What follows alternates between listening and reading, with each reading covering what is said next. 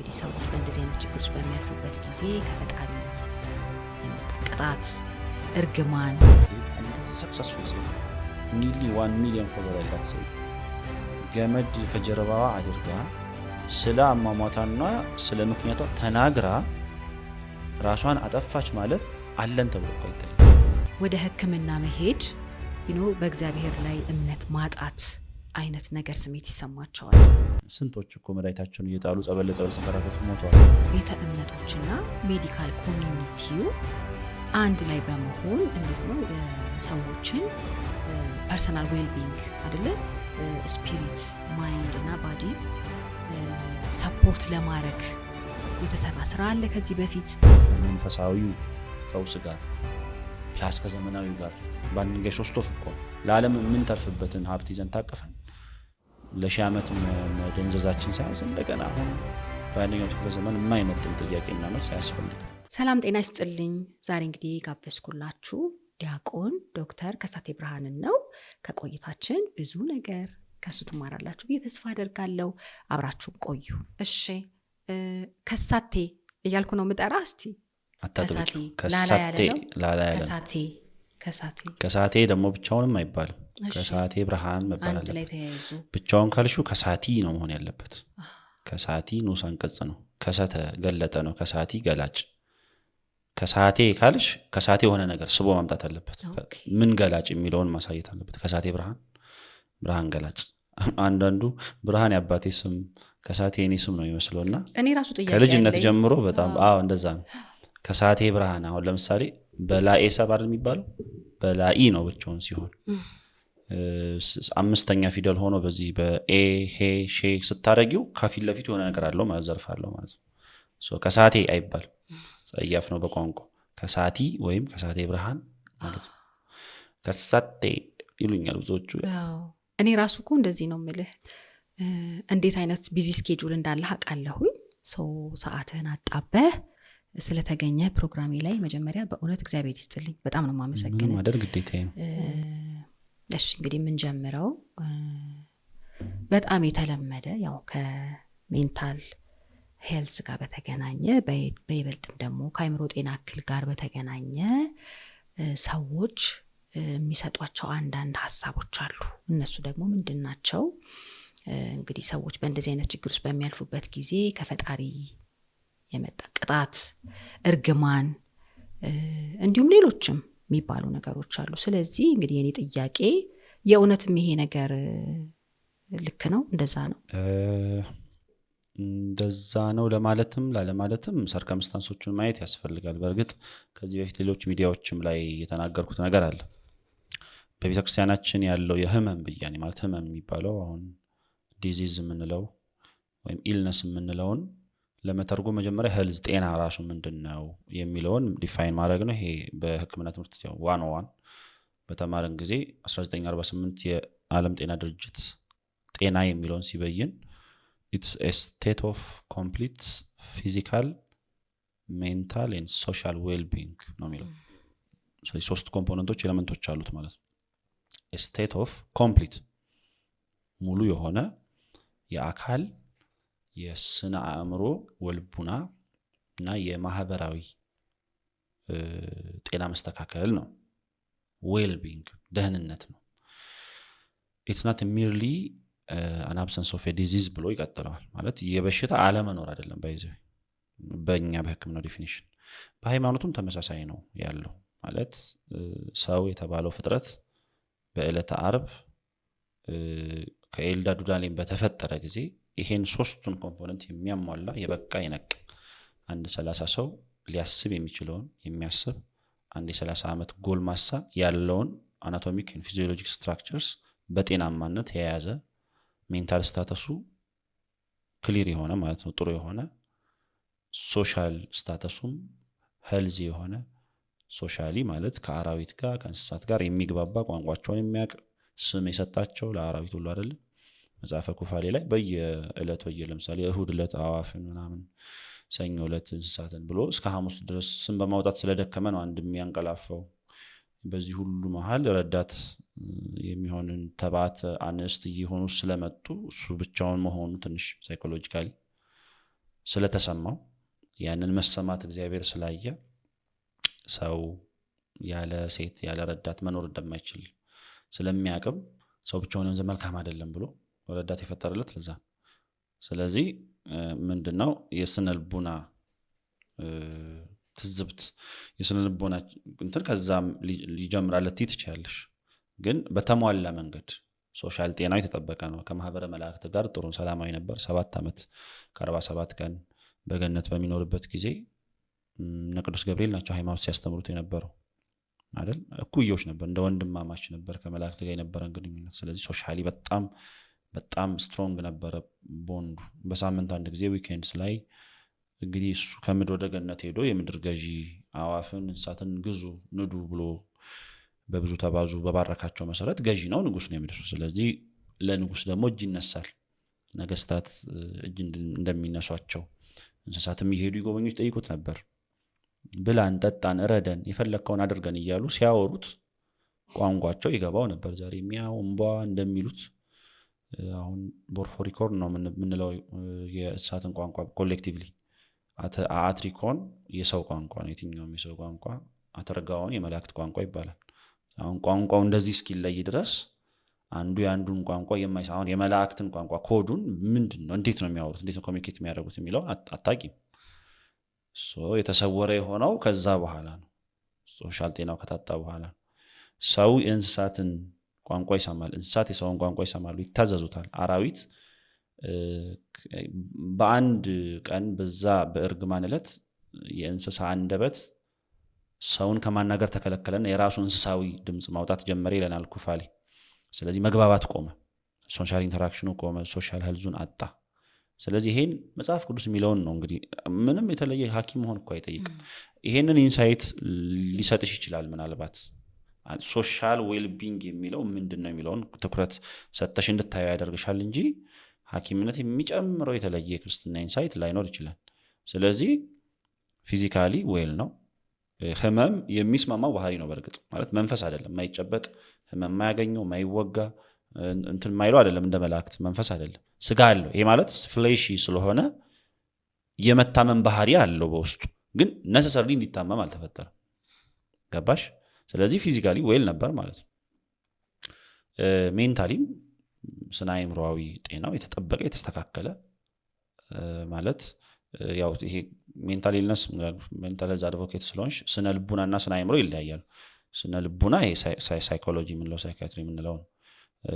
ስነ አእምሮ ግን ሜንታል ሄልዝ የአእምሮ ጤና መጠበቅ ማለት በነገሮች ላይ ያለሽ ገዢነት፣ ስልጣን፣ አውቶኖሚ፣ ፋንክሽናሊቲ ማለት የምታስቢውን ተደርጊዋለሽ ወይ የምትወጂውን ትፈጽሚዋለሽ ወይ በሪያሊቲውና ባንቺ ሐሳብ መሃል ያለው ቅርበትና ርቀት ማለት ነው። ይሄ የስነ አእምሮ ጤና ነው። ያ ሲዛባ ከሪያሊቲ ትፋቻለሽ፣ ዲሶሼት ታደርጊያለሽ። ማትፈልጊውን ስታደርጊ ራስሽን ታገኛለሽ። ራስሽን ኮንትሮል በማታረጊበት መንገድ ታገኘዋለሽ። ሲብስ ደግሞ ልቅቅ ያለው ስቴት ውስጥ ትደርሻለሽ። ስነ ልቡና ግን ያው የምታውቂው እና ስነ አእምሮዊም ስነ ልቡናዊም ጤና የተጠበቀ ሶሻሊ ከማህበረ መላእክትና ከማህበረ እንስሳት ጋር የጠበቀ ግንኙነት ያለው ኢቭን ከእግዚአብሔር ጋር ያለው ሪሌሽን ጥሩ የሆነ እርስ በርስም አዳምና ሔዋን የሚተሳሰቡ የነበሩ ናቸው። ይሄ ጤና የተጓደለው መቼ ነው? ሕግና ትእዛዝን በጣሰ ጊዜ ነው። በበላህ ቀን ትሞታለህ ያለውን ቃል አልሰማም። ባለመስማቱ ምክንያት ከተፈረዱበት ፍርዶች አንዱ ምድር እሾህና አሜከላ ታብቅልብህ የሚል ትእዛዝ አለ። ምድር እሾህና አሜከላ ታብቅልብህ ብሎ እግዚአብሔር በረገመው ጊዜ ኦልሬዲ እሾህ አሜከላ የፕላንትስ የእጽዋት ዝርያዎች አይደሉ። በሶስተኛው ቀን ኦልሬዲ ምድር ታብቅል ለዘር የሚሆነውን ቡቃያውን ታብቅል ሲል ያለ የእጽዋት አይነት ሁሉ በቅሏል። ዋዳዚ ሚን ባይዛት እሾህና አሜከላ የተባለው ታዲያ በዕለተ ማክሰኞ ከተፈጠረ አሁን እንደ አዲስ የሚበቅል እሾህና አሜከላ ምንድን ነው ብለሽ ስትጠይቂ ትርጓሜው ያስቀምጥልሻል። ፍትወታት እኩያት፣ ክፉ የሆኑ ምኞቶች፣ ሐሳቦች ወደዛ ኢንክላይን አድርግ ማለት ነው። ባላንስ የሆነ የነጻ ፈቃድ ፐርፌክት ፐርሰን ከመሆን ወደ ኃጢአት የሚያጋድል ወደ ህማም ወደ ሞት የሚያጋድል ደካማ ባህሪ ሆነ ማለት ነው። ቶሎ የሚታመም ቶሎ የሚጨነቅ ገባሽ? ህመም ቶሎ የሚያገኘው ይሄ ኢሚዩን ሲስተም ኮምፕሮማይዝ ሲሆንና ኢሚዩን ሲስተም ኖርማል ሲሆን የበሽታ የመከላከል አቅምሽ አይደል አንድ አይደለም። ኮምፕሮማይዝ ሆነ ማለት ነው ያ ነገር። ጸጋ እግዚአብሔር ከላዩ ሲርቅ ኤክስፖዝድ ሆነ፣ ደግሞ ጠላት እንዳለ ይታወቃል። ስለዚህ ፍትወት አትኳያት፣ ክፉ ምኞቶች፣ ክፉ ሀሳቦች ይብቀሉብህ ማለቱ ነው ብለዋል አባቶች። ፕላስ ህመም፣ የስጋ ህመም ያገኝህ፣ የስጋ ህመም ይምጣብህ ማለት ነው። እንግዲህ ይሄን ወደ ኋላ ከ5 ቀን በፊት የመጀመሪያው ዕለት ላይ ከ9ኛው እስከ 12ኛው ሰዓተ ሌሊት እሁድ ነው የመጀመሪያ የፍጥረት ዕለት። እንግዲህ ከሕያዋን ፍጥረታት መላእክት ናቸው መጀመሪያ የተፈጠሩት። መላእክት በተፈጠሩ ጊዜ እንግዲህ እኔ የፈጠርኳችሁ ብሎ የካደ ዲያብሎስን ታሪክ ያው ታውቂያለሽ። ከሱ ጋር ግን አዎ አንተ ነህ ፈጣሪ ብለው የሰገዱለት አጋስት፣ በተለይ አጋስት የሚባሉ የሱ ነገዶች ክፍሎች አሉ። አጋስት ከ100 ክላን ከ100 የመላእክት ነገድ አንደኛው ናቸው። በኢየሩሳሌም ሰማያዊት በከፍተኛው ደሞስ ሃይ ከሚባለው ለመላእክት በዚያ ከአለቃቸው ጋር ከፍ ባለው ስፍራ ከተገኙት መሃል እነሱ ናቸው። ግን ሙሉ በሙሉ የሰገዱለት አይደሉም። ከነሱ ተከፍለው በቃ ውድቅ ብለው አምላክ ነው ብለው ደምድመው፣ እነሱም ከኛ እንደውም በጣም በረቂቅነት ከስላሴ ኢሚዲየት ቢሎ የመላእክት ህሊና በጣም አባቶች ሲያስረዱ አሁን አፈር አለ የአፈር ደቃቅነትን መለየታችን ከዛ የአፈር ደቃቅነት የውሃ ሞለኪውሎች በኔክዳይ ወደ አለመታየት ይሻገራል። ከውሃ ደግሞ ነፋስ በጣም ይረቃል፣ ማየትም አትችይም። እሱን ቢያንስ ውሃ ሲፈስ ታያለሽ። ከነፋስ ደግሞ የሰው ነፍስ ይረቃል። ቢያንስ ነፋስ ወዲያ ዛፍ ሲያላጋ ታያለሽ። ነፍስ ግን በቃ አንቺን ስታንቀሳቀስ እንጂ አትታይ ሊትራሊ። ከነፍስ ደግሞ የመላእክት አካላቸው በጣም ይረቀቃል። ከአካላቸው ደግሞ ህሊናቸው በጣም ይረቃል እሳቢያቸው።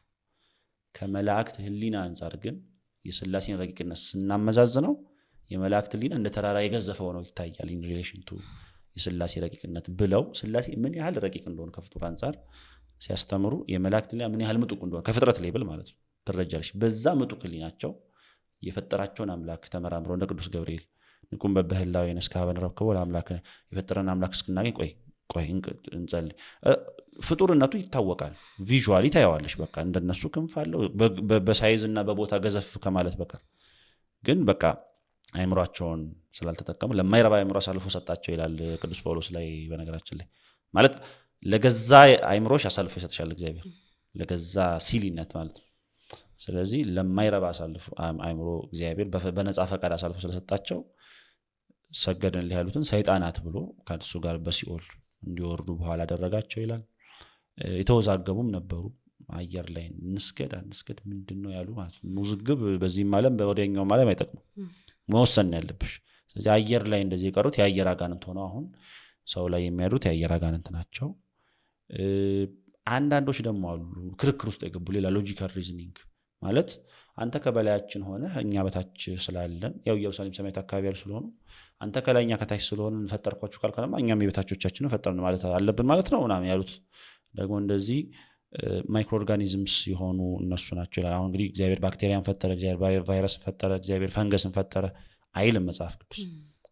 ምን ጊዜ ነው የተፈጠሩት ብትይ ኦልሬዲ በመላእክት ደረጃና ደረጃ ተፈጥረው ከወደቁት ሰይጣናት ጋርም የአየር አጋንንት ጋርም ሳይሆኑ በልዩ መንገድ በአይን የማይታዩ ረቂቅ ተዋህሲያን በሰው በእባብ በጊንጥ በልዩ ልዩ ቅርጽና መልክ ይላል ድርሳነ ሚካኤል የሆኑ ልቡሳነ ስጋ አጋንንት፣ ስጋ የለበሱ አጋንንት ሆነው ወደ ምድር ተጣሉ። ኋላ አዳም በወደቀ ጊዜ እነኚህ ረቂቅ ተዋህሲያን አንደኛ በስጋ ድካም ባለማስተዋል አይምሮን ባለመጠቀም፣ ለምሳሌ አንቺ በቃ ያልበሰለ ምግብ ከበላሽ ጀርም ይጫወትብሻል፣ አለቀ። ይሄ ምንም የሰው ህግ ነው።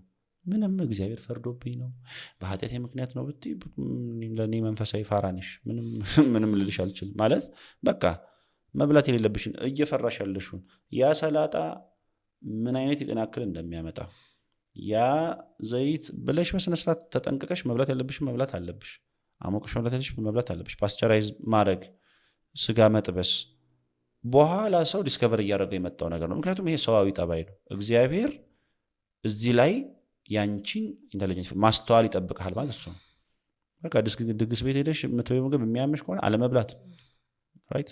ስለዚህ ይሄ በሆነ ጊዜ ያው ሪዘርቮርስ እንግዲህ ማይክሮ ኦርጋኒዝም ራሱ እኛ የተማርናቸው ብዙ ነገሮች አሉ። ስለዚህ የሚገቡበት መንገድ የተለያየ፣ ከአየር ደግሞ ምስቢያቸው አሉ አይደለ?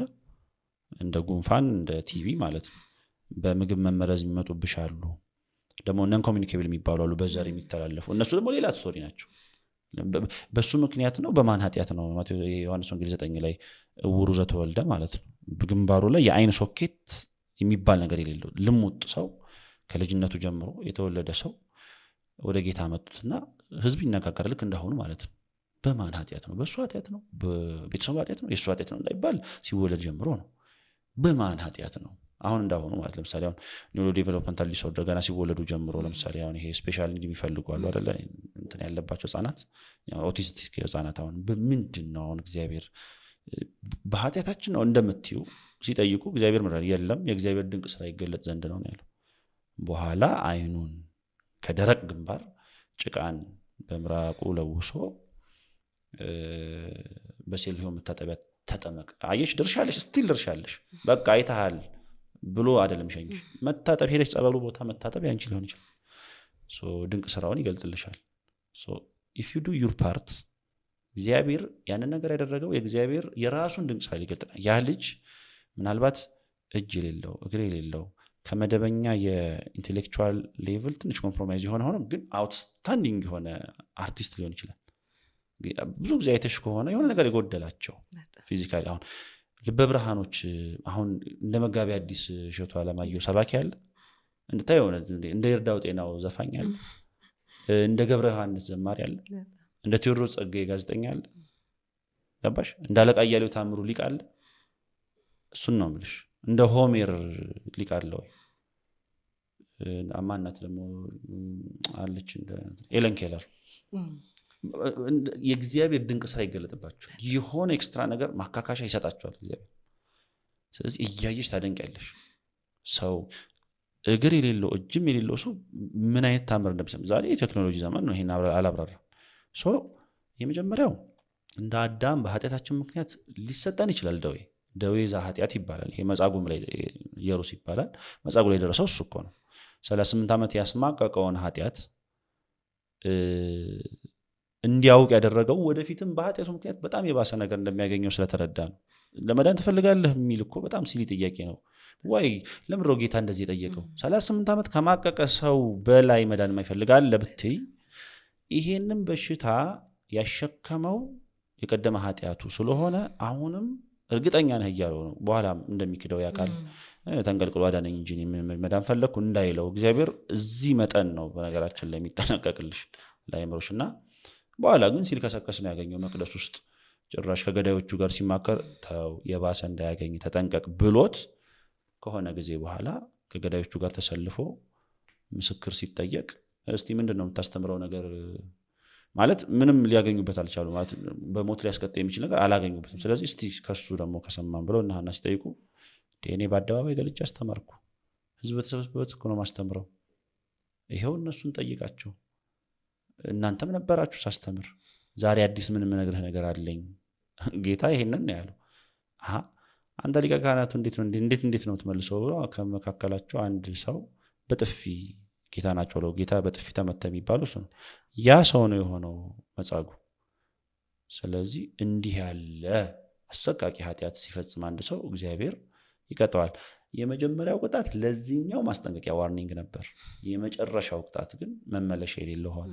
ስለዚህ መመለሻ ከሌለው የሲኦል የዘላለም ሲኦል ቅጣት በፊት ዛሬ ቆንጠጥ እያደረገን በህመም እየፈተነን ዛሬ ዝም ብለሽ ጤና ስላለሽ ቸል የምትዩን አሴት ማለት ነው። ጤና መሆን ምን ያህል ቫልዩ እንዳለ መራመድ መቻል፣ ማየት መቻል፣ ተኝቶ መነሳት መቻል ምን አይነት ቫልዩ እንዳለው እንድታውቂ ቆንጠጥ አድርገሽና አንዳንዴ ህመም ላይ ስንሆን በቃ እንደው በቃ ያላየ ነው ኢንሳይት ነው እንትን የሚለው እንደው ድኜ ብቻ ጊዜን በመሰገት በሚገርም ሁኔታ ግን ስንድን ደግሞ እንረሳዋለን።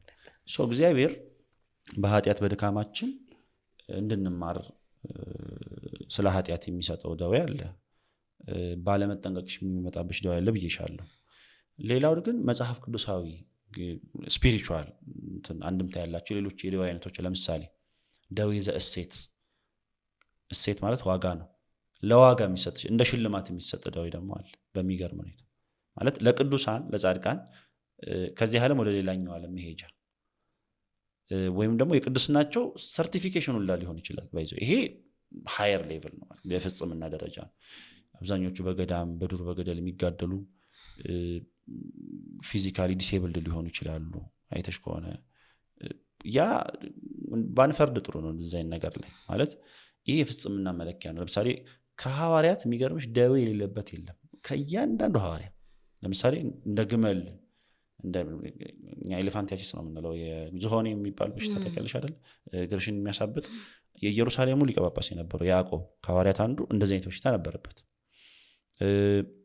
ልቡን የሚያመው ሐዋርያ ነበረ። ቀጭን ሰጥር ይሄ ማይግሬን በጣም ይታመም ነበረ ቅዱስ ጳውሎስ። ራሴን የሚወጋ ሰይጣን ተሰጠኝ። እንደውም እሱ አልተረዳውም ነበር። ኧረ ይሄን ነገር አስወግድልኝ ሊያሰራኝ አልቻለም ሲለው ይሄን ነገር ባልሰጥህ ሌሊቱን ሙሉ ተቀምጠ መልእክት ስጽፍ አታድርም። ስለዚህ ወስጄው ጸጋው መደበኛ ይሁንልህ ወይስ 14ቱን መልእክታት ለዓለም ሁሉ አዳርሶ መምህር አሕዛብ ተብለ ጸጋ ይብዛልህ ሲል እንዴ እንደዛ ከሆነ የማይቆይልኝ አለ። ስለዚህ እንደዚህ ጸጋ እንደዚህ አይነት ደዌ ደግሞ አለ። ደዌ ዘጸሎት ይባላል። በጸሎት ምክንያት ራሱ ጸልዮ በቃ ይሁንልኝ አለው። አንዳንዴ ያሰበሽ ከሆነ ሌሊት አንዳንዴ በጣም እንዳትተኝ የሚያደርግ ራስ ምታት አለ። በሚገርም ሁኔታ የሚገርም ስራ ያሰራሻል። እንቅልፍ የሚልሽ ከሆነ ግን በቃ ተኝተሽ አደርሽ ማለት ነው።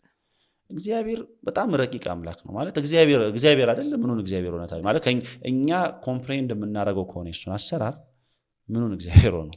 ስለዚህ ደዌም ሲሰጥ አንዳንዴ ተጸልዮ እባክህ ስጠኝ የሚባል የቅዱስ ጳውሎስ አይነት ደዌ ያለ የዋጋ ደዌ ያለ ለምሳሌ የሆድ ታማሚ ነበረ። አይዶን ነው እንግዲህ ማለት ዲስፔፕቲክ ሲምፕተሞች ነበሩት ብዬ ነው የምገምተው።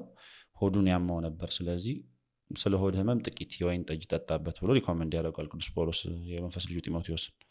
ስለዚህ ያው ዛሬ እንደውም ስጋ ምናምን ስበ የሆነች አረቄ ነገር ምናምን ትባል አይደል? ያው መጠጣት ኃጢአት አይደለም መስከር ነው። ስለዚህ ሜዲኬሽን አለ ሰርኩሌሽን ምናምን የሚጠቅሙ እንትኖች ለማስተዋል ኮንሰንትሬት እንድታደርጊ የሚያደርጉ አሉ በመጠን ሲሆን ማለት ነው። ስለዚህ ሆዱን ያማው ነበር ጢሞቴዎስ። ሌላው ዘእሴት ደግሞ ሌላው የኢዮብ ደዌ አሁን ለዋጋ ለሽልማት አይደለም። እንግዲህ ኢዮብን ምን አጎደልኩበት ከሳሽ አለን ልብ በይ እኔ ከሞትኩ ሰርዶ ይብቀል የሚል በሲኦል ለዘላለሙ የሚዘጋበትን ቀን እየጠበቀ እስቲ ሰብሰብ አድርጌ ከሰው ወገን የቻልኩትን ማርኬ እስከ መጨረሻው ቀን ላስት የሚል አንድ እሱም ደግሞ በአቅሙ ፍጡሩ ስለሆነ ኦኬ ወደ አንተ የተሳቡትን አልከለክልህም አልነሳህም አንተም ራስህ ግን ተመለስ እያለው እስከ መጨረሻ የሚጠብቀው አምላክ ስላለው የወንድሞች ከሳሽ ሆነው ከመላእክት ጋር አብሮ እንደ ሰው ይሰበሰባል። ስለዚህ መላእክት ሲማልዱልን እሱ ደግሞ ይከስሻል። ናፍቆት እኮ እንደዚህ ብታረጋት ይልሻል ማለት ነው። ይሄ አብርሃምም ላይ ታይቷል፣ ኢዮብ ላይ ነው በዋናው የሚታየውና በጉ በሬው የከተማ ንጉስ ነው። 10 ልጆች አሉት። በዓለም ላይ ደረጃ የዘመኑ ጄፍ ቤዞስ ነበር በጊዜው። ምን አሳጥተኸው አንተን ይክድሃል? ባሪያዬን ኢዮብን ደግሞ አየኸው አለው ማለት ነው። እና ጌታ የሚገርምሽ በጣም ዲሞክራት በነፍሱ ላይ ፈቃድ የለህም፣ ስልጣን የለህም፣ አንዳች እንዳታረገው ከነፍሱ በመለስ ባለው ነገር ፈትነው ፈቃድ ሰጥቻለሁ። ያኔ የኢዮብ ትዕግስቱ ያንተ የሰይጣን ክፋቱ ተብሎ ለዓለም የሚዘልቅ የሚነገር ታሪክ ያሰፍራል። ስለሚያውቀው ፎር ኖሌጅ ስላለው ፈቀደለት።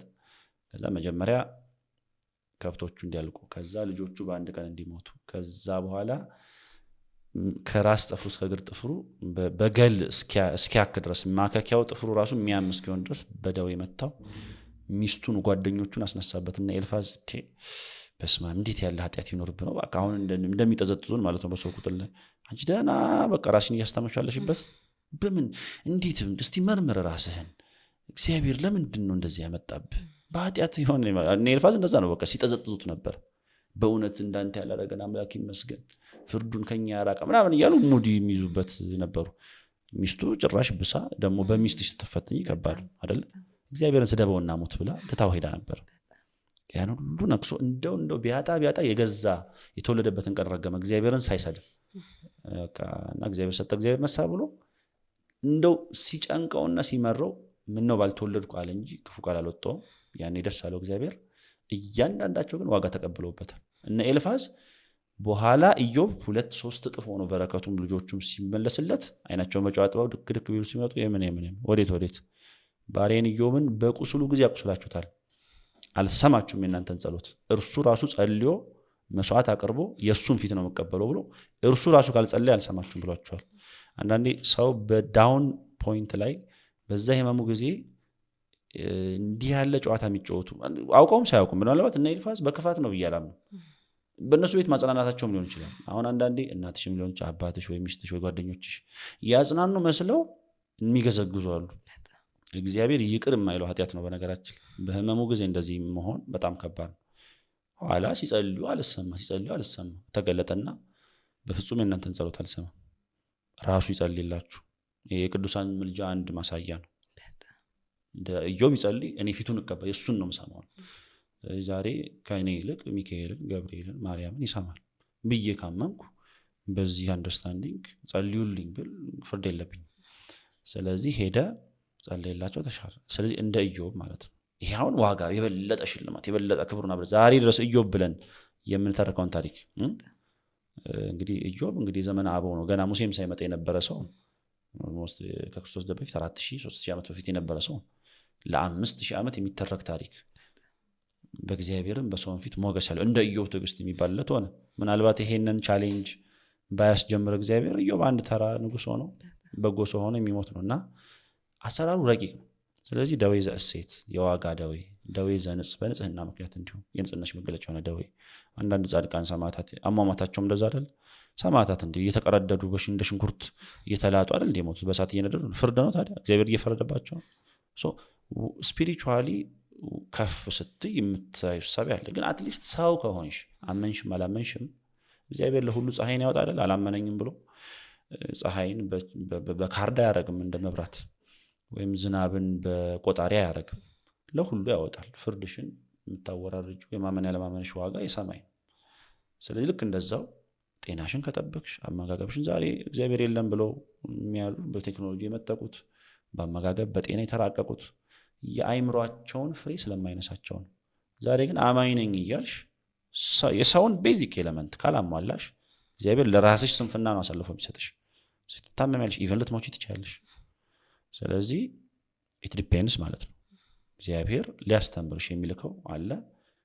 ንጹህ ስለሆንሽ ምናልባት ቅዱስ ስለሆንሽ ወደ እኔ ይምጣ ይሄ ሰው ከዚህ ዓለሙ ጫጫት አይመጥነውም አይሆነው ቶሎ ልሳበው ብሎ የሚጠራበትን መንገድ ሊሆን ይችላል። የእግዚአብሔር ድንቅ ስራ ሊገለጥ በተለይ ህፃናት ላይ እንደዚህ ኮንጀኒታል ዲዚዞች እነሱ የእግዚአብሔር ድንቅ ስራ የሚገለጥባቸው ናቸው። አንቺ ልትማሪባቸው ናቸው። ትሰሪያለሽ። ብዙ እናቶችን እንትን አደርጋለሁ በቃ በተለያየ አጋጣሚ በቃ ትምህርት ነው የሚሆናቸው። እነኛ ያሳደጓቸው ዋጋ የከፈሉ አንዳንዱ ተማሩ ሊጠፋም ይችላል እኮ ግን በቃ የሰራቸው ብዙዎች አሉ። ድንቅ ስራውን ያሳያቸዋሉ። የሚገርምሽ ራእይ ሁላ የሚያዩ ህፃናት እንደነበሩ ነው ምረዳሽ። አባ እጨጌ ዮሐንስ ዘጠገሮን በህልም የምታነጋግር አንዲት ኦቲስቲክ ቻይልድ ያለቻት ተማሪ ያለች በህልም ለእኔ ገድሉን ሰጥተውኝ በቃ ማለት በጣም ድንቅ ናቸው እንደዚህ አይነት ህፃናት ድንቅ። ስለዚህ እግዚአብሔር ድንቅ ስራ እንደዚህ እንደ እውሮ ዘተወልደ የሚገለጥባቸው ይሆናሉ። ኃጢአትሽ ያመጣውም ሊሆን ይችላል። ተይ ተመለሽ እያለሽ ሊሆን ይችላል። ማለት ሊትራሊ ለምሳሌ ኤችአይቪ ኤድስ አመጣጥ ምንድን ነው ገባሽ? እነዚህ ከቫይረስ ምናምን አትብሎ የተባሉትን በሉ። ስለዚህ እግዚአብሔር የፈጠረው ሁሉ የሚበላ አይደለም። ስለዚህ በቃ የጥንቃቄ ጉድለት የኃጢአት ውጤት የሆኑ አሉ። ስለዚህ ኢት ዲፔንድስ ያልኩሽ ለዛ ነው። ባለፈው ፖድካስት ላይ ይሄን ነገር ተናግሬያለሁ። ሁሉን እርግማን ነው፣ ሁሉን ጸጋ ነው የምትይው አይደለም። በስፒሪቹዋሊ ደግሞ የቅድስና መለኪያ የሆኑም ስለሆኑ እንደው ዝም ብሎ በደም ሳሳው የዚህ ነው የዛ ነው ከማለት ምንጩን ሚንሱን መመርመር እና ፖን ለኮንዲሽን ማኔጅ ማድረግ።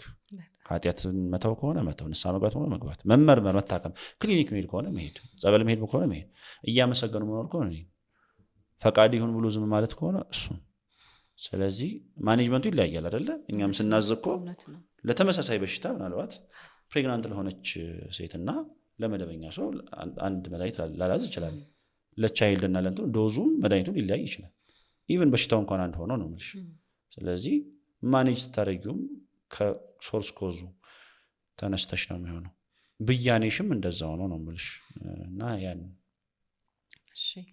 እንግዲህ አንድ ሰው በመንፈሳዊ ህይወቱ ጸንቶ እየጸለየ እየሰገደ አስተምሮቱ የሚላቸውን ነገሮች በሙሉ እያደረገ አት ዘ ሴም ታይም ፕሮፌሽናል ሄልፕ ማግኘት አይችልም ወይ?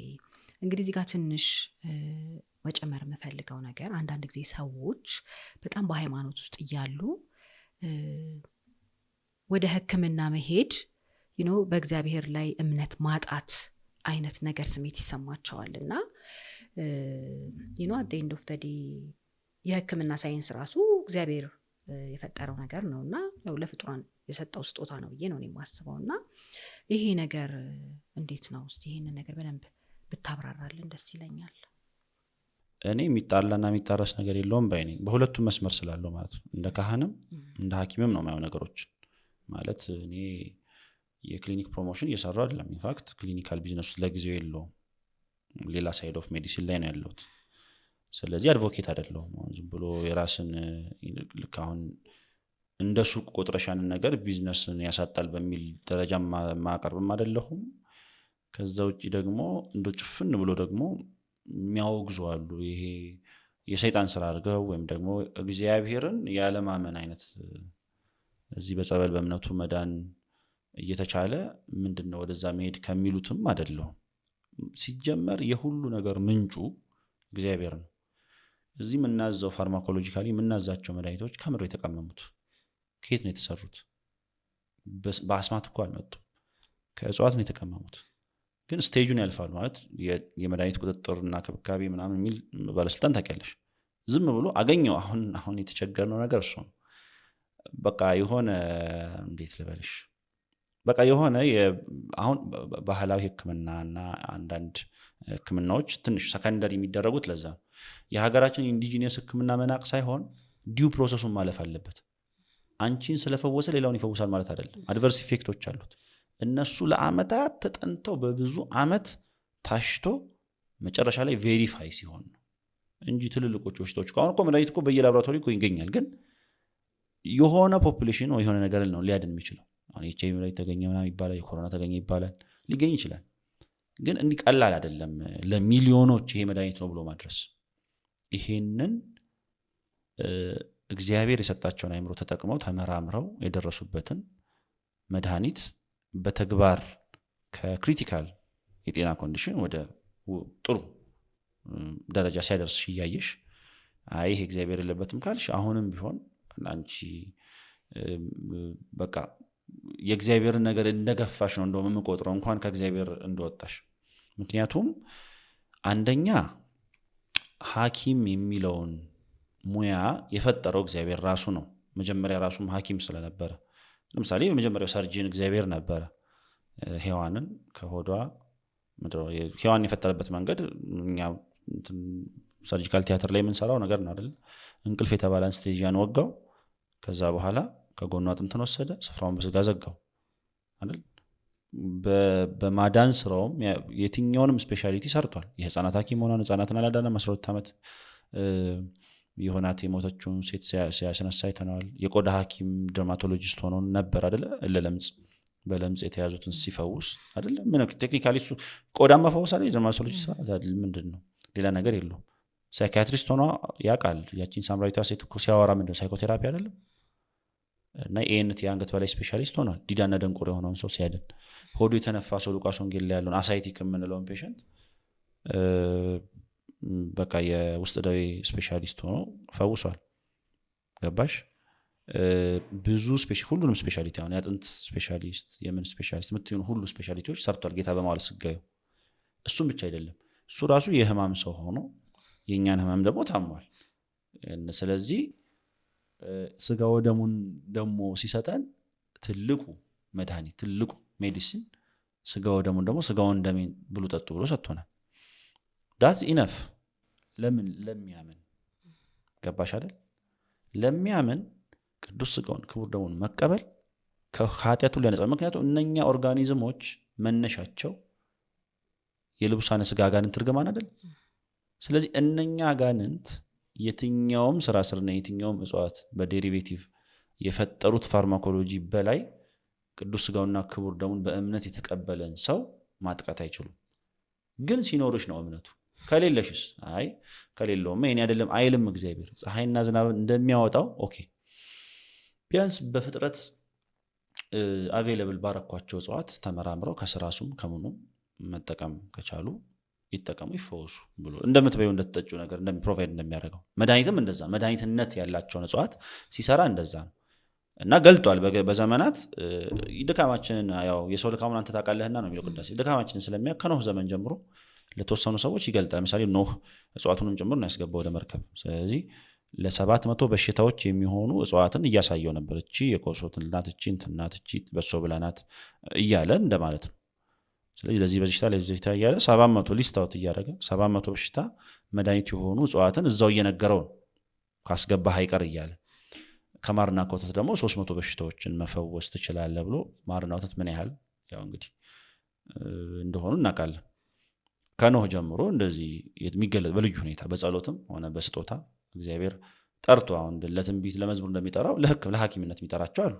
ኢቭን ከወንጌላውያን አንደኛው ቅዱስ ሉቃስ ያ ሐኪም ነው አይደለ? ባለመድኃኒቱ ሉቃስ ይለዋል ቆላስይስ መልእክቱ ለቅዱስ ጳውሎስ። ስለዚህ ሮም ድረስ እየሄደ የግል ሐኪሙ ፐርሰናል ዶክተር ሆኖ ሲታመም እያከመ ያገለገለው ስለሆነ ማለት ነው ቅዱስ ሉቃስ። እና ሆስፒታልም እኮ የተጀመረው በአባቶች እኮ ነው፣ በእኛ ቅዱሳን ነው። ቅዱስ ባስልዮስ አይደለም የመጀመሪያ ሆስፒታል ይሰራል፣ እዛ እኮ ነው። ስለዚህ ሄልዝ ኬር የተጀመረው በቤተክርስቲያን ነው። አሁን የመጣ እሳቤ ነው። በሁለቱም መንገድ እግዚአብሔር ይፈውስሻል። አምላክን እሳ አምላክ አድህ ነው። አምላካችን የማዳን አምላክ ነው። ስለዚህ ኢቭን በስፒሪቹዋል ሮዱ እኮ ብዙ አይነት የፈውስ መንገድ ነው ያለው። በቀጥታ በጸለይሽ ጊዜ ይፈውስሻል። በጸበሉ በእምነቱ ይፈውስሻል አይደለ? በልምድ መመላለስ በኪዳኑ ቅዳሴውን እያደረሽ ድንገት ትፈወሻለሽ። ይዞሽ የነበረው በሽታ ይለቅሻል።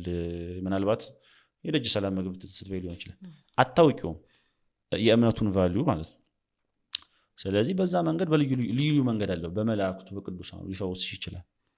እግዚአብሔር የማዳን መንገዱ ብዙ ነው። ከማዳን መንገዶቹ አንዱ ደግሞ ሕክምና ነው። ይሄን ነቢየ እግዚአብሔር ሲራክ መጽሐፍ ቅዱሳችን ላይ ምዕራፍ 38 ላይ ገልጦታል። አቃቤ ሥራዬን ሐኪምን አክብረው አትናቀው የሚልህን ስማ፣ እግዚአብሔር ራሱ ጥበብን የገለጠለት ነውና ይላል። ይሄን መጽሐፍ ቅዱስ ምን ሊያደርጉት ነው? ገባሽ? አማናቅ የለብሽም። የዘንድሮ ዶክተር ማለት የለብሽም። ምንም ቢሆን 76 ዓመት ተቃጥሎ የተማረውን ከቻት ጂፒቲ እና ከጎግል የተሻለ እውቀት አለ። ስለዚህ የሚልሽን መስማት አለብሽ፣ ማክበር አለብሽ። ሽሮፕ እና ጸበል፣ ቶፒካል ሜዲሲን የሚቀባ መድኃኒትና እምነት፣ የአርሴማ ማርም በይው፣ ከየገዳማቱ እየተሸመጠጠ የሚመጣ ቅጠልም በይው፣ የትኛውም ዓለማዊና መንፈሳዊ መድኃኒት እንደውም ኮላቦሬት አድርገሽ ስትጠቀሚ የተሻለ ኢፌክት ይኖረዋል። ዛሬ የእምነት ጉድለታችን ውጤት ስለሆነ በጎደለው ደግሞ ተፈጥሯዊውን መንገድ ሙሉበት ካለ ስንቶች እኮ መድኃኒታቸውን እየጣሉ ጸበል ለጸበል ሲንከራተቱ ሞተዋል እያለ በቃ ባይላተራል ሄርት ፌለር ገጠመሽ ማለት ቴክኒካሊ ትራንስፕላንት ያስፈልግሻል ማለት ነው። እንጦጦ ጸበል ብትገቢ የእምነትሽ ልክ ነው የሚያድንሽ። ስለዚህ ለምን እናጣለን ትውልድ? ለምን ያለ ጊዜያቸው የሞቱብን ይቀጩብን? እንዳልኩሽ ነው የፈቃደ እግዚአብሔር ጉዳይ ከሆነ ሰርከምስታንሶች መታየት አለባቸው። ቅድም ያልኩሽ ነገር ከግንዛቤ ያስገብተን ነው ኮምልሽ። ግን ቴክኒካሊ ማነወር እዛ አካባቢ ያለውን ከየት ነው የመጣው ምንጩ? ራሱ እግዚአብሔር ያለው እኮ አክብሯቸው ነው አይደል? ምናልባት የመድኃኒት አሰጣጡና የሕክምና አሰጣጡ ኮንትሮቨርሻል ከሆነ አሁን ለምሳሌ እንደ አቦርሽን፣ ኮንትራሴፕሽን ያሉ መድኃኒት ለምሳሌ በባዶ ሆድ የማይወሰድ ሊሆን ይችላል። ከጾም ሕግ እንዴት ነው የሚታየው? እሱ ለምሳሌ ተከታታይ መድኃኒት፣ የግፊት የስኳር መድኃኒት የሚወስዱ የጾም ሕግ እሱ ኤክሰፕሽናል፣ ሕጋችንም እኮ ያስቀምጠዋል። የማይገደዱ አሉ፣ ሊቆርቡ ያሉ ግን 18 ሰዓት ለመጾም የማይችሉ ከመድኃኒት አጠቃቀም አንጻር ይሄ ይታይላቸዋል እኮ። ኤክሰፕሽኖች አሉ። መድኃኒታቸውን እየወሰዱ ቁርባኑ የሚቀበሉ ምንም ችግር የለውም። ሕጎችን መደንገግም ይቻላል። ካኖኒካሊ አፕዴት ማድረግ ይቻላል። ካኖን ስለሆነ አስተዳደር አሰራር ስለሆነ እንጂ እንደው ዝም ብሎ ማነወር እኔ የዋህነት ነው ይመስል። ማለት ጉዳዩ የስጋና የደም የነፍስና የስጋ ነው። ሰው ነው እያጣን ያለ ነው። ራይት። ስለዚህ ደግሞ ቢልሽ ማለት ሃይማኖቱ ቢልሽ ያላለውን የሆነ በቃ የሆነ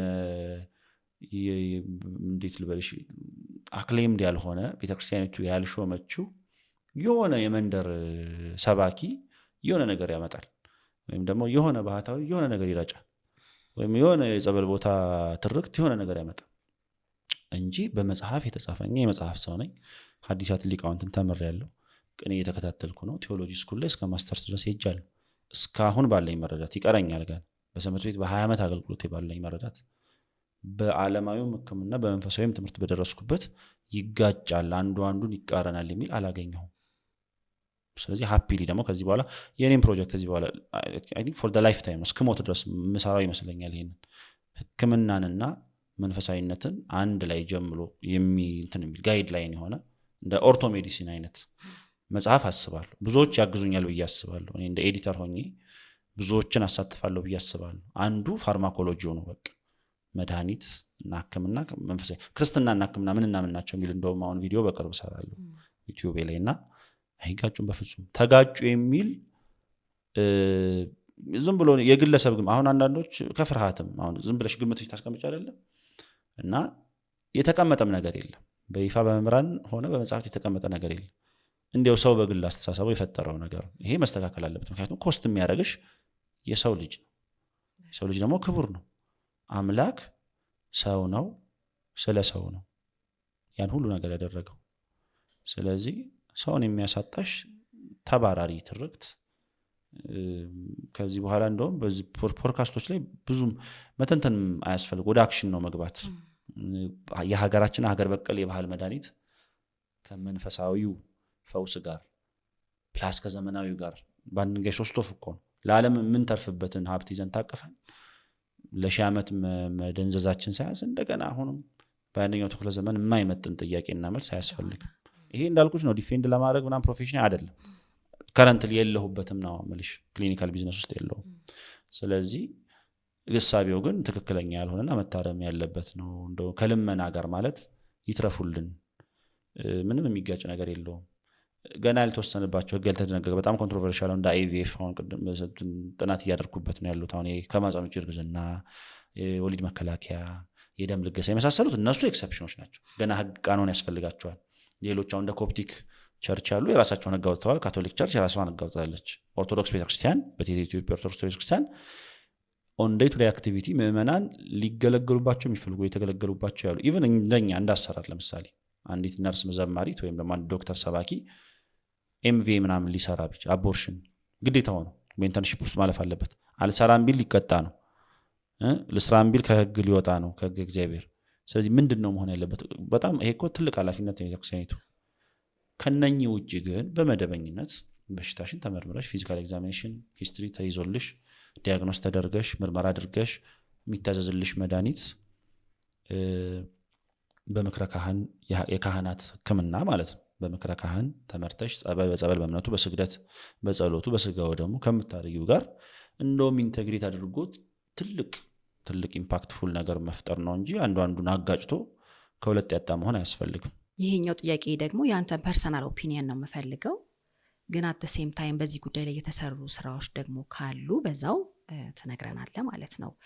ይሄ የቤተ እምነቶችና ሜዲካል ኮሚዩኒቲው አንድ ላይ በመሆን እንዴት ነው የሰዎችን ፐርሰናል ዌልቢንግ አይደለ ስፒሪት ማይንድ እና ባዲ ሰፖርት ለማድረግ የተሰራ ስራ አለ ከዚህ በፊት? እንደ ወደፊትስ ሊሰራ የታሰበ ነገር አለ ወይ? ያስፈልጋልስ ወይ? ይሄ ነገር አያስፈልግም ወይ? ይሄን ነገር እንዴት ነው የምታየው አንተ?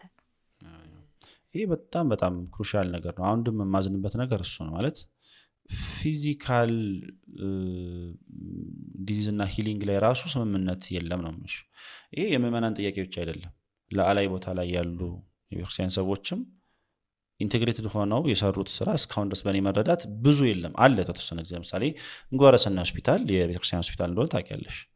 እኔም አባሉ የሆንኩበት የኢትዮጵያ ኦርቶዶክስ ተዋሕዶ ሕክምና ማህበር ኢዮትማ የሚባለው በተለያዩ የቤተክርስቲያን ክብረ በዓላት ላይ ነፃ የህክምና ድጋፍ ይሰጣል። ለምሳሌ ባለፈው ዐቢይ ጾም ላይ ለመጻጉዕ እና ለሆሳዕና የህፃናት ፍሪ ህክምና ኢን ሚሊየንስ ማለት ነው። ኢን ሚሊየንስ መድኃኒቶችን በጣም ብዙ ስፔሻሊስቶችን ሞቢላይዝ አድርጎ ዲስፕሌስድ ለሆኑ አንድ የ2024 ነው 2023 ሪፖርት ነው ብቻ ነው ያየሁት እና ፖስትዋር ላይ ዲስፕሌስድ ለሆኑ ሄዶ ወደ ደብረ ብርሃን ወደ እንትን ምናምን አካባቢ ሄዶ 5 የተፈናቃይ ቦታዎች ላይ ነፃ ህክምና አገልግሎት ሰጥቷል። እንደ ደብረ ሊባኖስ እንደ ዝቋላ ላሉ 5-6 ገዳማት ሙሉ የህክምና አገልግሎት ለገዳማውያኑ ሲሰጥ አውቃለሁ። ከዛ ውጭ ደግሞ ለንግስ በዓላት ለክብረ በዓላት እንዳልኩሽ በመጻጉዕ የነጻ ሕክምና ድጋፍ፣ ለሆሳና ደግሞ ህጻናትን ማከም። ይሄ ማህበረ ቅዱሳን የጀመረው በነገራችን ላይ ማህበረ ቅዱሳን ለገዳማውያን እንደዚህ ትልልቅ ለአባቶች ነጻ ሕክምና ድጋፍ በሙያ አሁን በጣም ብዙ የተማሩ ሰዎች የመሰረቱት ስለሆነ አካዳሚካሊ አድቫንስ ታረጊ ይገባሻል ማለት በሁለቱም በኩል በደንብ የተሳሉ ሰዎች ስለነበሩበት በደንብ ይሄን ከስተም ያስለመዱት እነሱ ናቸው። ይሄ ፊዚካል ለሆነው ዲዚዝ በደንብ አለ። ግን ሜንታልና ሜንታል ሄልዝ አድቮኬት ሜንታል ሄልዝ ላይ ብዙ ትኩረት አልሰጥ። አንደኛ የመጀመሪያው ምን መሰለሽ በሽታ እንደሆነም የመገንዘብ ችግር አለ። ገባሻል? ለምሳሌ አንዲት ሴት ለአንድ ወር ሙሉ ከቤቷ ሳትወጣ ለስራዋ ኢንተረስት አታ በቀን የምትተኛው ለ2 ሰዓት ሆኖ ሱሳይዳል አይዲዬሽን ማለት የራስን የማጥፋት ስሜት የሚመላለስባት ከሆነ ይሄ ነገር ኤምዲኢ ነው ወይም ደግሞ ሜጀር ዲፕሬሲቭ ዲስኦርደር ነው የሚል የለም። ገባሽ አይደል? አይ በቃ ስራሽን አሰሪም እንዴ ለምንድነው ካልጋ ማትነሺው ጋድሚያ ምናምን እየተባለ የሆነ የስንፍና ውጤት ተደርጎ ነው የሚታሰበው። ስለዚህ የስነ አእምሮ ጤና አዌርነስም የለም ህመም እንደሆነ ኢቨን ማይልድ ዲፕሬሽን ይሄ ሪካረንት የምንለው ማለት ነው። የሪካረንት ዲፕሬሽን አንድ 15 ቀን ትደበሪያለሽ፣ አንድ 15 ቀን ኖርማል ትሆኛለሽ ምናምን። እኔ የሆነ ጊዜ የነበርኩበት ጊዜ ነበር እና እነኚህ በቃ ጭንቀት ህመም ነው ብሎ ለማመን የሚቸገር ሰው ነው። ጥላሁን ገሰሰ ነው መሰለኝ አይደለ አማኑኤል ሆስፒታል ጭንቀት እንደዚህ ለኮንሰልታንሲ አበደ ተብሎ እና ስቲግማውም አለ። ገባሽ አይደል? አሁን አንቺ ሳይካትሪክ ኬር ሲክ ለማድረግ የማህበረሰቡ ኖርም በጣም ነው የሚይዝሽ። አሁን እኮ ስንት ሰው በቤቱ አለ እኮ ምን እባላለሁ ስንት ሰው ስንት አድብቶ ያለ ሲያቅተው በራስ ማጥፋት ስም ቡም ሆኖ ታገኘዋለሽ። ግን እኛንን አንቀን እየገደልናቸው ያለሁት ባይ ነኝ። ምክንያቱም እነኚህን ሰዎች ፊል ፍሪ ጎቱ ሳይካትሪስት ምናምን በቃ ችግር ይሄ ዌስተርኖቹ መቼም ታውቂያቸዋለሽ። ዝም ብሎ የሆነ ነገር ሲዛባ ራሱ ስራቸውን ትሳይል ሮጥ ብሎ ነው እንደ ካህን ነው መቆጠር ያለበት። ግዴታ ጨርቅሽን እስክጥይ ነው የሚጠበቀው። ውይ አማኑኤል የምትለዋ እንትን አገላለጽ ራሱ አንድ ጨርቁን ጥሎ ያበደ የለየለት ሰው ነው እንጂ አማኑኤል ሆስፒታል አሁን መገለጫ ስለሆነ ሌሎች ብዙ ሜንታል ሄልት ሴንተሮች አሉ። እስቲ ጭንቅ ብሎኝ የሆነ ነገር አገርብቶኝ እስቲ ሳይካትሪስት ጋር ሊሄድ የለም አሁን ጨለልክ እንዴ ምን ሆነ ነው ምናምን ነው የሚባለው። ይሄ እሳቤ መንፈሳዊ ዓለም ጋም አለ ነው የምልሽ። እንደ በሽታ አለመቁጠር የመጀመሪያው። ሁለተኛው ግን ከቢሄቪየራል ዲስኦርደሮች ጋር ይሄ ከአሮጋንስ እሱም እኮ በሽታ ነው በነገራችን ይችላል አይደል? ቢሄቪየራል ዲስኦርደርስ እኮ የሚጠኑ ናቸው። አሮጋንስ፣ ናርሲሲዝም ምናምን። ስለዚህ ሳይካትሪ የማይፈልጉ ዝም ብሎ የግለሰብ ድካም እንደሆኑ ስለዚህ ሜንታል ሄልዝ ኢሹ ያለበትን ሰው ጭራሽ ሳይኮሎጂይዝ ማድረግ ማለት መስደብ፣ ማናናቅ። አንድን ሰው ወደ ስነ ልቦና ሐኪም መሸኘት ሲገባሽ ያ ሰው ምናልባት የሀገር መሪም ሊሆን ይችላል፣ ያ ሰው የባለስልጣን ሊሆን ይችላል፣ ያ ሰው ፕሮባብሊ ጳጳስም ቄስም ዲያቆንም ሊሆን ይችላል። ገባሽ አይደል? ራሱ ቪክቲም ተጠቂ ነው ነው። ስለዚህ አዌርነሱም የለም። ይሄንን ይስራ የምትዩም አካል የዛ የሜንታሊነስ ተጠቂም ሊሆን ይችላል። በጣም ብዙ ማትቋቋሚያቸው አይነት የግለሰብ ቢሄቪየሮች የምታገኘው እንደውም ቤተክርስቲያን ውስጥ በጣም አደገኛ ሰው ያለው እዛ ውስጥ ነው፣ ሆቴሉ ዘትሮዝ ማለት ነው። ስለዚህ ይሄም አለ እንዳልኩሽ። ግን እንዳጠቃላይም ደግሞ እንዳጠቃላይ ፊዚካሊ ጨጓራሽን ወይ ልብሽን ሲያምሽ ነው ምዕመኑም ላይ ማለት ነው እንጂ ሮጥ የምትዩ ጭንቀት የምር ህመም እንደሆነም አዌርነስ የለም ምዕመኑም ዘንድ። እስኪ ለይልሽ ነው የሚጠበቀው ነው የምልሽ። ስለዚህ አንድ ሰው በጣም ረጅም ሰዓት ጌም ላይ፣ ሞባይሉ ላይ፣ ቲቪ ላይ መቸከል ከጀመረ መጠርጠር አለብሽ። ከዛ ነው አይሶሌት የመሆን ነገር ነው ጅማሩ። ከዛ ደግሞ ስፔሻል ኬር የሚፈልጉ አሉ። ለምሳሌ ይሄ ባይፖላሪቲ ሴቶች በተለይ ኤምዲዲ የሚባለው ሴቶች ላይ ሞር የሚሆንበት የራሱ ምክንያት አለው። ባይፖላር ይሄ ማኒያክ ሃይፖማኒያ ምናምን ወንዶች ነው እንትን ማለት ነገር። ግን ሴቶች ሰርከምስታንስ ለምሳሌ የመደፈር አደጋ፣ ቻይልድ በርዝ፣ ሆርሞናል ቼንጅ የተፈጥሮ ላይ ያለ ነገር እና ሄልፕለስነስ በቃ ማለት እሱ ነገር ስላለ ለሴቶች አሁን ግን ሴቶችን እንዴት ነው የሚያየው ማህበረሰቡ? ሃይማኖቱ ገባሽ አይደለ? አንዲት ሴት ስትጠቃ፣ አንዲት ሴት ሀሳቧን ስትገልጥ፣ ስትማረር፣ ስትቆጣ እንዴት ነው የምትታየው? ጥቃቶችን እንዴት ሪስፖንድ የምናደርገው? የጥቃቱ ተከላካይ አድቮኬት ተከላካይ መሆን የሚገባን ሰዎች ጭራሽ ጥቃቱን ለምን የሚሉትን ሰዎች የሆነ ሌበል አይደለም የምናደርጋቸው። በጣም በሚገርም ሁኔታ እኔ አንዳንዴ ታፍሪያለሽ ወላ ማለት የነበርሽበት ቦታ ራሱ እስኪቀፍሽ ድረስ ነው የምትሆኙና ትልልቅ የምትያቸው መምህራን ትልልቅ የምትያቸው ሊቃውንት በቃ ማለት ሪያሊቲውን ፌስ የማድረግ ያስተሳሰብ ችግርን ብቻ ዋቴቨር ልዩ ትኩረት ለሚሰጣቸው ሰዎች ልዩ ጥቃት ነው የሚያደርሱት። ገባሻል? ህፃናት ልዩ ትኩረት ይፈልጋሉ። እየኮረኮምሽ እየቆረቆርሽ አይደለም የምታሳድጊው። ስፔሻል ኒድ የሚፈልጉትን ምንድነው እያደረግናቸው ያለ ነው? አሁን እኮ ነው ገና ስልጠና መምህር ራሄል ኃይሉ ሰልጥናለች። ስፔሻል ኒድ ለሚፈልጉ ህፃናት የተዘጋጀ እኮ ስልጠና አለ። ሰልጥነሽ ነው እንዴት እነሱን ማሳደግ እንዳለበሽ። ጭራሽ ጥሏቸው የሚጠፋለ እንደ ማንኛውም ህፃን ነው የሚቆጥራቸው እና የሚያማርር እግዚአብሔር በእነሱ ምክንያት እየቀጣው እንደሆነ ለገዛ ለራሳቸው የሚነግራቸው አይነት ወላጅ አለና በጣም ድብልቅልቅ ያለ ነው። ስለዚህ ስፔሻል ኒድ የሚፈልጉ ህፃናትን ሴቶችን በጣም በስትረስ እየታመሱ አሁን ለምሳሌ ይታዘንለት ይገባል። አንድ ሰው 4-5 ቦታ እየሰራ ማለት ይሄ ሚድተርም ክራይሲስ አብዛኞቹ ባይፖላርም አሁን ይሄ የሙድ ዲስኦርደር ላይ ስለሆነ ማለት ነው። ባይፖላርም በኤምዲዲ ሚድ ላይፍ ላይ የሚገጥሙ ናቸው። በተለይ 30ዎቹ 40ዎቹ ውስጥ አስቢ። 30ዎቹ 40ዎቹ ውስጥ የራስሽ ልጅ አለሽ፣ ከኋላ ደግሞ ጄኔሬሽናቸው እያለቀ የመጡ አባቶች አሉ። በሁለት ትውልድ መሃል ሳንድዊች ነሽ፣ ፕሮቫይደር ነሽ ለሁለቱ። ስራ አለ፣ ሪሌሽንሺፕ አለ፣ ትዳር አለ። ለእንደዚህ አይነት ሰው ሊታዘንበት ሰው ሊታዘንለት ነበር የሚገባው። አፍተሮል በርደኑ የዛ ነው የሚሆን። ታመሽ ተጨንቀሽ እንኳን ፕሮቫይድ እንድታደርጊ ትጠይቂያለሽ። አንቺ እየሞትሽ ነው፣ ብር የሚፈልግ በጣም ብዙ ሰው አለ። አንቺ ግን ለምንድን ነው በጣም ሜንታሊ ዲስፔርድ ሆነው የሚመጡት? ውጭ ያሉ ሰዎች የሚረዳቸዋል። አረ ላፕቶፑን አረ ዶላሩን የሚል ዘመድ ይከባቸዋል። እዛ የሰው ሽንት ቤት እያጠቡ እንደ ገረድ እየሰሩ የሚያገኙትን ገንዘብ ቢል ይበላባቸዋል። እንዳይመለሱ ምን ይዘው ይመለሱ? እንዳይኖሩ እንዴት ይኖሩ? አብዛኛው የአረብ ሀገር ሰራተኛ በዛ ከፎቅ ወረብ ዝም ብሎ እኮ አይደል። ህይወት እኮ በነገራችን ላይ ያሳሳል። ዝም ብለሽ ኩራሽን አታጠፊም። እዛ ደረጃ ላይ የሚያደርስሽ ብዙ ስትረሳል። እና እንዲህ አይነት ትኩረት የሚፈልጉ ሰዎችን ልዩ ጥቃት ነው የምንሰጣቸው። የሚገርምሽ ነገር እና ያሳዝናል። ማለት በቃ ቤተሰብሽ እንኳን ሲጨክንብሽ ታያለሽ። ስለዚህ እነኚህ ሁሉ ነገሮች ስላሉ ሜንታል ሄልዝ በጣም በጣም የተተወም ብቻ ሳይሆን ጭራሽ በተቃራኒው የተጠቃ ፊልድ ነው። ስለዚህ የኔ ዓላማ እግዚአብሔር ከረዳኝ ካኖረኝ አንደኛ ራሴ መፈወስ እፈልጋለሁ። ማለት በቃ አድቫንስድ መሆን አለብኝ። ስለዚህ ስፔሻሊቲ ክሊኒካል ሳይካያትሪ ፕላስ ክህነቱ ላይ እንግዲህ ያው መስተብቁ ሊጦን የሚባሉ ትምህርቶችን ኪዳኑን ቅዳሴውን በካህንኛ ተምረሽ ጊዜሽን አመቻችተሽ እግዚአብሔር ከፈቀደልሽ ካገባሽ በኋላ አውቶማቲካሊ እንደ ዲያቆን መቀጠል ያው ብዙ ሪኮመንድ አይደረግም። ስለዚህ ወደ ቅስናው ስለሆነ እንዳልኩሽ እንደ ካህንም እንደ ሳይካያትሪስትም ምናልባት የተጀመሩትን ማስቀጠል ያልተጀመሩትን ማስጀመር ከጓደኞች ከወንድሞች ጋር ሀሳብ አለኝ። ሀሳቡን ያፈለኩትና ያመጣሁት አሴ ቪክቲም እኔ የደረሱብኝ የመጣሁባቸው እንደ መምህር እንደ ዶክተር የኔ ቅርቦች አንቺን ይብዛ የሚነስም ማለት ያው ሚዲያ ላይ የሚያዩ ሰዎች ከአንቺ የሆነ ነገር ለመውሰድ ስለሚፈልጉ ያማክሩሻል። ሲያማክሩሽ የምትሰሚው አስጠቃቂ ነገር አለ፣ ከአይምሮ በላይ የሆነ ነገር አለ። አንዳንዴ ለእኛ ራሱ ቢታዘን አንድ ስፔሻል ኒድ የምንፈልገው ለእኛ ሁሉም ወደኛ ነው የሚያስገባውና ያሳምሻል። አሁን እነ ዩኤል ያሳዝኑኛል ስፔሲፊካሊ ማለት ነው ጓደኞች።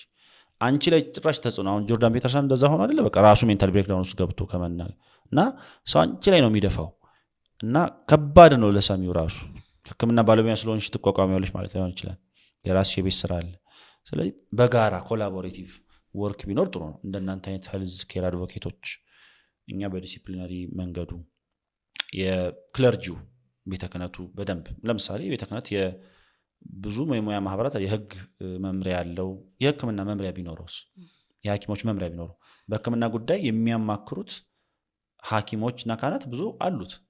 ካኖና አሁን እኔ እየተማርኩ ያለሁት ካኖናይዜሽን ነው፣ ህገ ቀኖና እና የቤተክርስቲያን ሊደርሺፕ ነው። ስለዚህ ቀኖና እንዴት ይወጣል እንዴት ይረቀቃል የሚለውን እየተማርኩ ያለሁት ለምን ይመስልሽ? ብዙ የሚቀነኑ ነገሮች አሉት። ብዙ ከሕክምና አንጻር እኛ ሁለቱም ጋር ስላለ ማማከር እንችላለን። የሕክምና መማክርት ጉባኤ ያስፈልገዋል ጠቅላይ ቤተ ክህነት። ገባሽ? እንዲህ አይነት ነገሮችን ተቋማዊ ስራውን ተቋሙ ሕክምናዊና ክህነታዊ ስራውን ካህኑና እንትኑ እንደማያው አድቮኬቶች፣ ፕሮሞተሮች ደግሞ ኢንቴግሬትድ ወርክ ካልሆነ ማለት እንትን ነው እንዲህ እንደነበረው አይቀጥልም። አት ሰም ፖይንት ብሬክዳውን ያደርጋል። አሁን ሶሳይቲ ዝም ብሎ በመውጣት በመግባት በህንፃ ድርደራና በከተማ ማዋዋብ አይደለም የሚለካው። ውስጥሽ እየሞተ እንዴ አንቺ በጣም እኮ ማለት እንደው ጨርቃችንን ጥለን እየየ ማለት ያለብን ሰዓት ላይ ከሆነ አንዲት ሰክሰስፉል ሴት ኒሊ 1 ሚሊዮን ፎሎወር ያላት ሴት ገመድ ከጀርባዋ አድርጋ ስለ አሟሟታና ስለ ምክንያቷ ተናግራ ራሷን አጠፋች ማለት አለን ተብሎ እኮ አይታይም። ዝም ብሎ ወደ ምረት ላይ አንዲት ሴት ነበረች እንደዚህ ያለች እባካችሁ ማንም አይሰማሽም። እስቲ ኮሜንቶቹን ያቸው እኔም ቀጣይ ነኝ እንዴ ይሄ እኮ ሊያስደነግጠኝ ይገባ ነበር። የጉድ አንድ ሰሞን መሆን የለበትም። ስለዚህ እኔ ከመቼውም እንደው ሌላውን ነገር ትተን ሌላውን ነገር አይምሮሽ ከተዛባ ምንም አሰሪማ በቃ ማሽኑ በቃ ሞተሩ እኮ ከጎደለ ምንም አሰሪ ይሄኛው እንዴ እንደውም ቅዱስ ዮሐንስ አፈወርቅ እንዳለው በራስ ቅል በጣም የሰውነታችን ጠንካራው የራስ ቅል ይሄ ነው። ለምንድን ነው በጠንካራ ራስ ቅል የጠበቀው? ደግሞ ስፕሪሺየስ ስለሆነ በቃ ማሰብ ሌላውን የሚያዘው እሱ ነው። መጋቢ አዲስ እንዳሉት ሌላው ተጎታች ነው። ዋናው ይሄ ነው። ይሄንን እያጣሽ ምን ስራው ቢቀርስ ገንዘቡ ቢቀርስ እዚህ ላይ እንዳለመታደል ሆኖ እንደ ጤና ሴክተሩ የጤና ጉድለቶች ብዙ አሉ። እዚህ ላይ የተሰጠው ትኩረት ምን ያህል እንደሆነ አላውቅም። ኢቭን ዋርድ ራሱ እኛ ስንማር 4 ዋርዶች አሉ። የቀዶ ሕክምና ሰርጀሪ፣ ከዛ የውስጥ ደዌ ያለ ኢንተርናል ሜዲሲን፣ ከዛ በላይ ህፃናትና የጽንስና ማህፀን ውጪ 5ኛ ዋርድ አለ ሳይካትሪክ ዋርድ። ገባሽ አይደል? የነገሩን ክብደት ስለሚያውቁ የስነ ልቡና የስነ አእምሮ ዋርድ ደግሞ አለ እዛ ተኝቶ የሚታከሙበት። 5ቱንም አታች የምታደርግ ትኩረቱ ከዚህ ይጀምራል። ሌሎች ፖሊሲዎችን ማርቀቅ፣ እንደገዛ የማህበረሰብ ጤና ላይ በደንብ መስራት፣ ምንጮቹን ማድረግ። ለምሳሌ አብዛኛው ሰው ለምድር የጤና ችግር ውስጥ እየገባ ያለው የኑሮ ጫና እንዳልኩሽ የኑሮ ጫና። አንድ ራሱን ያጠፋ በጣም የቅርብ ዘመድ እንዳለ አውቃለሁ። ማለት 40 ምንጭ ዩኒቨርሲቲ ልጁ ተመድቦ የሚሸኝበት አጣ። አይገርምሽም? እና በቃ ድንገት ደነገጠ። ብለድ ፕሬሸሩ ሃይ ሆነ። በቃ ኢመርጀንሲ። አሁን ማለት እስቲ አስቢው ልጁን ሻንጣ ገዝቶ ልብስ ገዝቶ ዳቦ ቆሎ ገዝቶ ለመሸኘት ስላጣ ይሄንን መቋቋም ያቃተው አባት ሞተ የሚል ሀገር ውስጥ እየኖርሽ እንዴት ስለ ሜንታል ሄልዝ እንትን አትይም? ስለዚህ በቃ የጉድ አንድ ዜና ነው። አሁን የሆነ ሞትም ቀለለብን አይደል? አይ ቲንክ የደረስንበት ነገር በቃ ነገሮችን እያላመደን ስለመጣ ሌግዠሪ ነገር ሁላ እየመሰለው ነው ሰው። አሁን ኩላሊት እየተጠበሰ የሰው ኩላሊት በተበላበት ገደል በተወረወረበት ወንድሙ በቀን በቃ የመከራ አይነት እና የጭካኔ አይነት እያየች ባለች ሀገር ሜንታል ሄልዝ ብትይ የሚሰማሽ ላይኖር ይችላል። ግን ሰርከምስታንስ እኛ እንዲፋይል ሊያደርገን አያስፈልግም። ነገ ሌላ ቀን ሊሆን ይችላል። ተስፋ እስካለን ድረስ አለች እስካልናት ድረስ ሀገር አለ እስካልነው ድረስ አይምሯችን እኛም እንግዲህ የነገውን አናቅም። ዛሬ የሚሰራ አይምሮ የሚጣላ ህሊና እስካለኝ ድረስ ስለዚህ ነገር ከመጮ ስለዚህ ነገር ከመናገር አታቆሚ። ስለዚህ መንግስት እንደ መንግስት የጤና ሴክተሩ ላይ በፖሊሲ ደረጃ በደንብ ትኩረት ቢሰጠው፣ የጤና ሚኒስቴር በተለይ በሚኒስቴር መስሪያ ቤቶች ደረጃ ቢሰራ ጥሩ ነው። ቤተ ክህነት ጠቅላይ ቤተ ክህነት የህግ መምሪያ እንዳላት የሌላ ነገር መምሪያ እንዳላት የህክምና መምሪያ የህክምና ማማከርት ጉባኤ የጤና መምሪያ ቢኖራት እና ማኔጅመንቱን ፑር ነው። አሁን ነው በቃ ጥሩ እንደነ ምግባረ ሰናይ ራሱ በደንብ የተያዙት በቃ ኔግሌክትድ ናቸው። ኢቭን ፊዚካሊ እና ማህበራትም መንፈሳዊ ጤና ማህበራት እና ኢኦትማ ቢጠነክሩ በዚህ ጉዳይ ላይ በየሆነ ኦኬዥን እየሄዱ ማከም ብቻ ሳይሆን በተለይ ሜንታል ሄልዝ ላይ ደግሞ ቢሰሩ መስመር የያዘ ነገር ቢሰራ እኔም ያው ምናልባት እንደ አባል ስለሆንኩኝ ማገዛው ነገር ካለ ማገዛለሁ። በተረፈ ግን ለቀጣይ ጋይድላይን ሊሆኑ የሚችሉ እኔ ማለት እንደ ግለሰብ እንደው ባጣ እንደ ግለሰብ መስራት ያለብኝን ምሳሌ ይመስለኛል። እንዳልኩሽ ራሴን ከመስራት ነው የሚጀምረው፣ ራስሽን ብቁ ማድረግ። ስለዚህ ተምሬ ለቤተ ክርስቲያኔ ለወገኔ ጥቂት ጠጠር መጣል የሚችል ባለሙያ ካረኩ ራሴን በቃ ሌላው ነገር ከኔ አቅም በላይ ለሆነው አካል መስጠት ነው። ስለዚህ ራሴን ወደዛ መስመር የሳብኩትም ለዛ ነው ልልሽ ፈልጌ ነው። እና ብዙ ጊዜ አሁን ስፔሻሊቲ ሲመረጥ ራሱ ሜጀር ዋርዶችን አብዛኛው ሰው የሚመርጠው ወይ ኢንተርኒስት መሆን ወይ ማለት ድሮኛ እንደውም ተማሪ እያለን በቃ ብሩም ብዙ አይደለም ማለት 13000 ምናምን ሊከፈለ ነገር ምናምን ይባላል። እና እኔ አሁን አይ ቲንክ በቃ ፍሪደም ኦፍ ታይም ኤንድ ስፔስ አለኝ። ቢያንስ አደራብ ማለት ነሰሰርሊ ከዛ ሙያ ላላገኘው እችላለሁ ገንዘቡ እዛም ላልጠበቅ እችላለሁ። ሶ አት ዲስ ፖይንት አይ ቲንክ በቃ ለምኞቴና ለእንትኑ መማር አለብኝ ብዬ ነው ማስበው። ስለዚህ ምን መሆን አለበት? ይሄ ነው የኔ ጥቆማ። ግን ትኩረት ፊዚካል ዲዚዞችን አሁን እንደዚህ ለመደበኛ ህመሞች የተሰጠውን ትኩረት ያህል አልተሰጠውም ሳይሆን እንዲያውም በተቃራኒው ለጥቃት የተጋለጠ ሮንግሊ አንደርስታንድ የተደረገ ነው ብዬ ነው ማስበው ሪቨርስ። እና እዛ ላይ እንግዲህ ይህንን ሚዲያ የሚያዳምጡ ልዩ ልዩ የቤተ መንግስትም ሆነ የቤተ ክህነት አካላት በደንብ ትኩረት ቢሰጡት የዓለም የአእምሮ ጤና ቀንን ከማክበር ወይም ደግሞ ዝም ብሎ 27% ደርሷል የኢትዮጵያ የስነ አእምሮ መዛባት ብሎ ስታቲስቲክስ ከማቅረብ ያለፈ ነገር ነው መደረግ ያለበት። ወይም ዝም ብሎ የመጨረሻ ደረጃ ላይ እየደረሰና ራሱን ያጠፋን አንድ ምስኪን